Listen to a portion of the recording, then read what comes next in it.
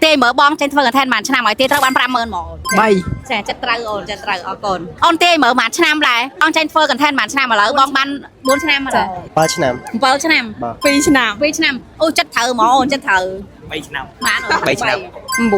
4 4 4 năm chất thử ổn 2ឆ្នាំ 2 năm chất ổn chất trâu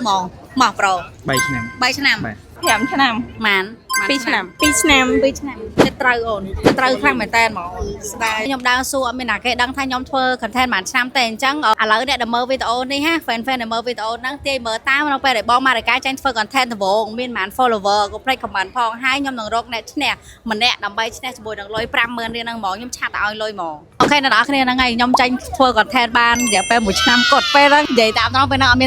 មានកម្រងថតទេតើអត់អូន តែដើម្បីត្រូវហាក់ទាញមកថាថត3 4 content សិន និយាយទៅពេលមកហ្នឹងអត់មាន make up ហើយពាក់មកពាក់អីទៀតតែ idol ទាំងពីរគឺគាត់ព្យាយាមជំរុញថាឲ្យចាប់ផ្ដើមថតណាថតថ្ងៃដំបូងហ្មងថ្ងៃដំបូងហ្នឹងដល់ពេលចូលទៅមើលវីដេអូខ្លួនឯងថ្ងៃដំបូងមិនដឹងថាផ្លែហើយនៅក្នុងរយៈពេល1ឆ្នាំនេះគឺសម្រាប់ខ្ញុំផ្ទាល់គឺមានអារម្មណ៍ថាសប្បាយចិត្តក៏សប្បាយចិត្តហើយមានវាមាន up and down ណាអូនវា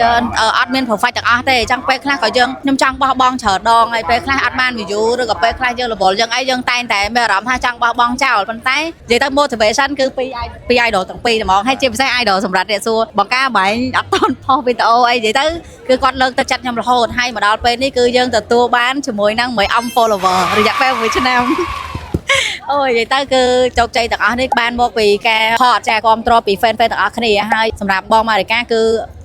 អត់មានអីក្រៅពីថាម្រាមដៃ10អរគុណ fan ដែលតែងតែគ្រប់គ្រងហើយយើងនឹងមានអ្វីដែលប្លែកៗសប្បាយៗ